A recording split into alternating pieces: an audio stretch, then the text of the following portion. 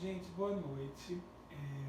Hoje a gente vai ter aqui nossa primeira videoaula pelo YouTube. Estou falando aqui do aprazível bairro de Candeias, na região metropolitana do Recife. Na verdade, na cidade de Jaboatão dos Guararapes, né? Para lembrar até o Segurança dos Direitos, que é um podcast que Itan e Tiago me indicaram, e o host do podcast sempre fala, né? Aqui do aprazível bairro da Glória, no Rio de Janeiro. Nós aqui faremos a nossa transmissão do aprazível bairro de Candeias. Vejam só, eu já mandei uma mensagem, vocês já estão cientes da nossa metodologia, bem como dos canais através dos quais utilizaremos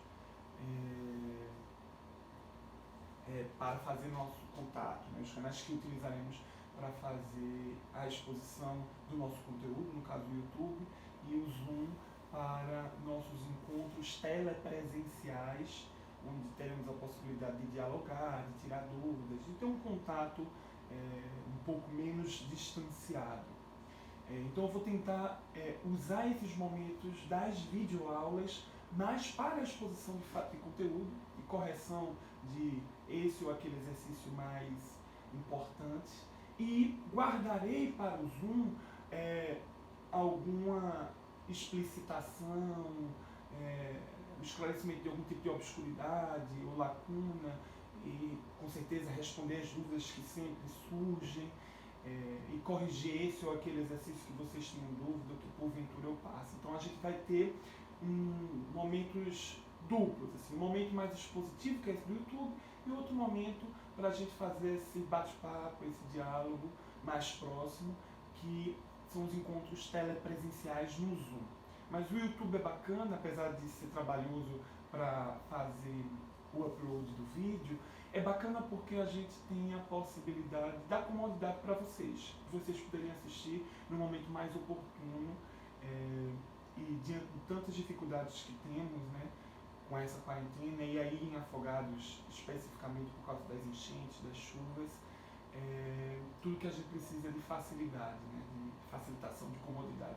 Inclusive, minha solidariedade a todas e todos vocês e nossos irmãos aí da cidade de Afogados da Ingazeira. Pois muito bem, onde nós paramos nas nossas aulas antes do advento dessa pandemia que nos impôs a quarentena? Nós paramos no estudo da dosimetria da pena. E nós já havíamos estudado, dentro desse assunto, que é comumente conhecido como dosimetria da pena, mas alguns autores chamam de aplicação da pena. A gente está estudando a dosimetria da pena, ou aplicação da pena privativa de liberdade. Nós já tínhamos estudado, primeiro, que o sistema de dosimetria da pena é o chamado sistema Nelson-Hungria, é o sistema trifásico. Ele tem 3 fases. Uma primeira, como vocês estão vendo aqui nos slides, análise das circunstâncias judiciais. É a primeira fase, quando a gente faz a fixação da pena base, analisando as circunstâncias judiciais do artigo 59. Já estudamos essa primeira fase, já comentamos cada uma das 8 circunstâncias judiciais do artigo 59, aquele que diz: o juiz atendendo à culpabilidade, aos antecedentes, à conduta social, à personalidade do agente, aos motivos, circunstâncias e consequências do crime, bem como o comportamento da vítima. Então são essas 8 circunstâncias, nós falamos sobre cada uma delas. Iniciamos também o estudo das chamadas circunstâncias legais. Então, na segunda fase, na primeira fase a gente fixou a pena base, levando em conta as circunstâncias judiciais do artigo 59.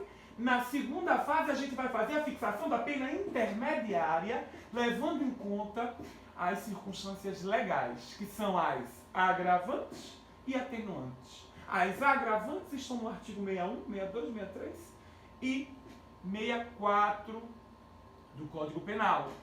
E as atenuantes no 65 e 66. Nós estudamos as agravantes. Lembram falamos sobre todas elas que estão aqui no artigo 61. Acaba lá no inciso 2º, a linha L, o estado de embriaguez pré-ordenada. Eu acabei a aula falando dessa embriaguez pré-ordenada. Na verdade, lembrando as senhoras e os senhores da embriaguez pré-ordenada, porque a gente já estudou isso em Pena 1, quando falávamos da teoria da actio libera in causa. Lembram? Aquela história de a embriaguez não exclui a imputabilidade.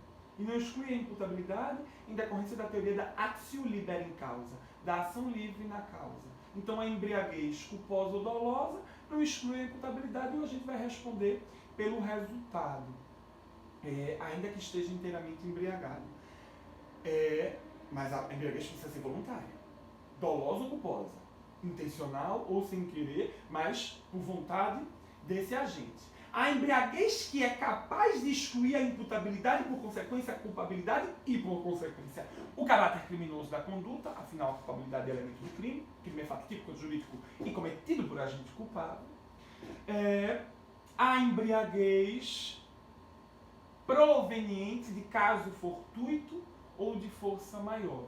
A embriaguez proveniente de um acidente, do caso fortuito, embriaguez acidental, ou embriaguez proveniente de força maior, embriaguez provocada por terceiro. Essa, quando completa, quando ela for uma embriaguez que deixa o agente completamente embriagado, inteiramente embriagado, proveniente de caso fortuito ou de força maior, e que tornar o agente completamente incapaz de entender o caráter ilícito da conduta ou de determinar-se de acordo com esse entendimento, nesses casos a embriaguez pode excluir a imputabilidade penal, tornar o agente penalmente inimputável, portanto excluir a culpabilidade e o caráter criminoso da conduta. Então, há circunstâncias que a embriaguez pode excluir o caráter criminoso da conduta, mas normalmente ela não vai excluir quando ela é voluntária. E se ela, além de voluntária, dolosa ou culposa, também for pré-ordenada, que a situação é a circunstância quando o agente bebe, se embriaga para tomar coragem de praticar a conduta delituosa. Nesse caso da embriaguez pré-ordenada, além de não se retirar o caráter criminoso da conduta, a imputabilidade penal, a gente ainda vai ter uma agravante, precisamente essa do artigo 61, inciso 2º, a linha L. Então a gente já, eu acabei a aula rapidamente falando disso, não sei se os senhores e as senhoras lembram, por isso que eu estou trazendo aqui na nossa videoaula. Mas aí comentamos bastante a respeito da reincidência, da diferença entre reincidência e maus antecedentes. Lembram que os maus antecedentes são a ficha corrida. Se você tiver uma condenação transitada em julgado, você tem maus antecedentes. Já a reincidência é mais severo. A reincidência é o cometimento de um novo crime após o trânsito em julgado de sentença penal condenatória por crime anterior. É o que está no artigo 63 para a gente. Então, toda reincidência cabe dentro do conceito de maus antecedentes, mas nem todo mal antecedente vai caber dentro do conceito de reincidência. E mais, não poderemos considerar a mesma circunstância como maus antecedentes e como reincidência, sob pena de violarmos o princípio do ne bis in idem, que veda a dupla consideração da mesma circunstância, da mesma condição, do mesmo fato, em prejuízo do réu. Aí conversamos também sobre o artigo 64, né, e aquela discussão a respeito do período depurador que a gente vai ter após a data de cumprimento de pena. Passados 5 anos, a gente vai ter esse período depurador e a volta da primariedade desse réu. Então, cumprida a pena e passados 5 anos, a gente vai ter que o réu será considerado primário, alguns chamam tecnicamente primário. E aí tem até aquela divergência jurisprudencial, porque esse réu volta a ser primário depois de 5 anos, por força do artigo 64. Depois de 5 anos de cumprimento de pena. Mas ele volta a ser primário e portador de bons antecedentes ou primário e portador de maus antecedentes? Para a primeira turma do STF, primário e portador de maus antecedentes. O período depurador depura a reincidência. Para a segunda turma do STF, e acompanham, ou ela acompanha, alguns autores de prestígio, como o Salo de Carvalho, como o César Roberto Bittencourt, a gente vai ter que o período depurador se depura a reincidência, com maior razão ainda depura os maus antecedentes. Mas ainda é controvertida essa matéria. Mas muito bem, não vou mais gastar tempo com a agravância, foi só para a gente retomar, a gente já conversou sobre essas coisas, estava só retomando alguns pontos mais importantes. Os outros vocês certamente lembram, o motivo fútil, o motivo torpe, o motivo fútil, né, o móvel do crime, quando revela uma desproporção entre o móvel do crime e o crime em si, quando o motivo é desproporcional. Todo crime tem a injustiça, né, o crime é um fato típico e jurídico, então é um injusto penal, mas quando há uma desproporção flagrante entre o motivo do crime e o crime em si, entre o móvel do crime e a conduta, a gente tem um motivo fútil. O motivo torpe, por sua vez, é aquele abjeto, ignóbil, normalmente relacionado a dinheiro, enfim. Conversamos sobre tudo isso, vocês certamente se lembram. Se não lembram, deem uma estudada, que é importante estudar. A vida não é só nem aula presencial, nem videoaula. A gente não aprende as coisas entranhando pelo ouvido, a gente aprende as coisas lendo. Então temos que estudar, as aulas servem para nos motivar, para dar aquela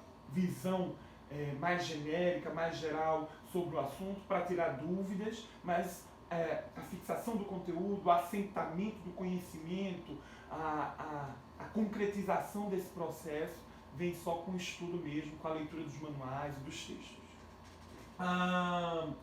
Então, o que a gente tem de novidade são as circunstâncias agravantes, e é elas que eu quero ver com vocês a partir de agora, porque não estudamos ainda detalhadamente as circunstâncias atenuantes que estão no artigo 65. Qual é a primeira das circunstâncias atenuantes? Olha o que diz o artigo 65. São circunstâncias que sempre atenuam a pena. Inciso primeiro, já falei sobre ela. Ser o agente menor de 21 anos na data do fato ou maior de 70 anos na data da sentença. É a chamada menoridade relativa, ser o agente menor do que 21 anos na data do fato, ou a senilidade, ser o agente maior de 70 anos na data da sentença.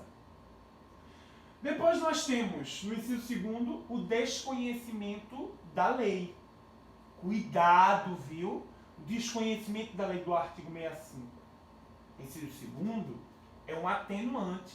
E não se confunde com aquilo que a gente estudou em Pena 1 lá no finalzinho, com erro de proibição. Onde é que está o erro de proibição? Artigo 21 do Código Penal. Erro sobre a ilicitude do fato. É o erro de proibição. Olha o artigo 21. O desconhecimento da lei é inexcusável. O desconhecimento da lei, então, não retira o caráter criminoso da conduta.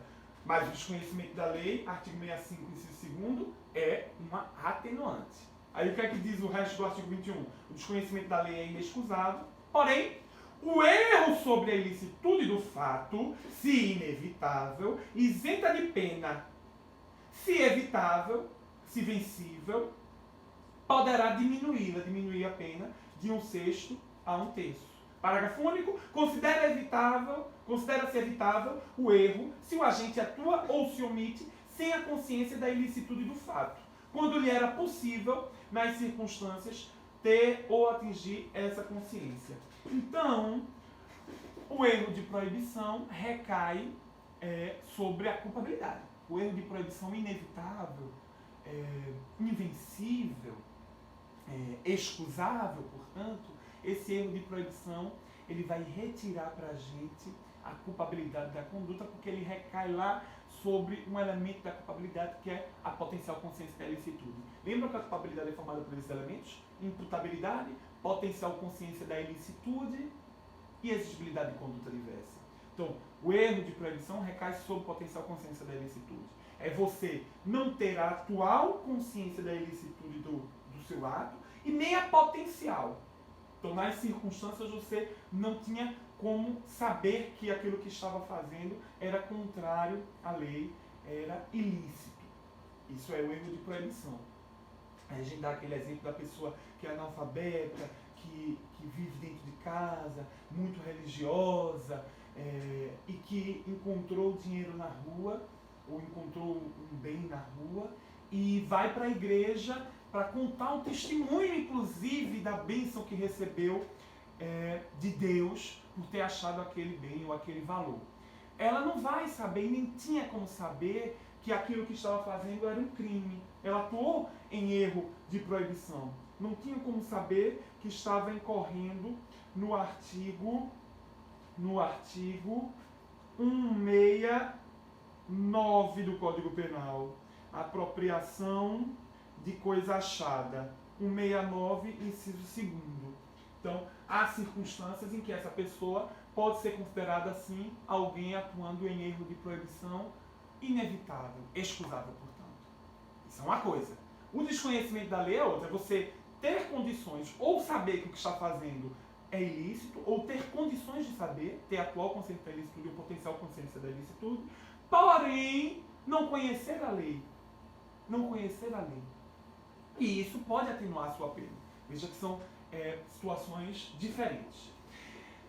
Além do desconhecimento da lei, a gente tem outro atenuante, que está aqui, ó, no inciso 3º, que é ter o agente cometido crime por motivo de relevante valor social ou moral. Continua agora no próximo vídeo.